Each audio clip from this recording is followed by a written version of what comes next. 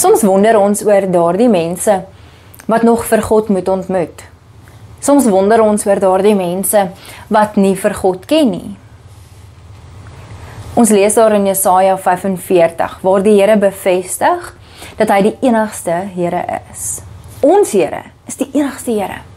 En dan sê hy ook daar in vers 6 dat die hele aarde, die ganse aarde, van die noorde tot die ooste, van die suide tot die weste, almal toegerus is en hom reeds ken, sodat die ganse wêreld hom kan leer ken en kan ontmoet en kan weet wat hierdie absolute waarheid is.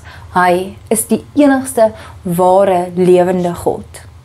Geliefdes, ons bid vandag juis vir daardie wat 'n soeke en 'n smagting het na God.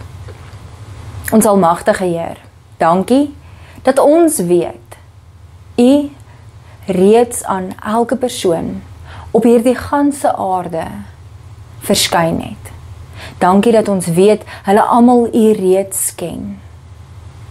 Here, ons bid vandag vir daardie wat 'n smagting en 'n soeke het, wat 'n behoefte het om U te leer ken, om 'n behoefte het om by U teenwoordig te wees.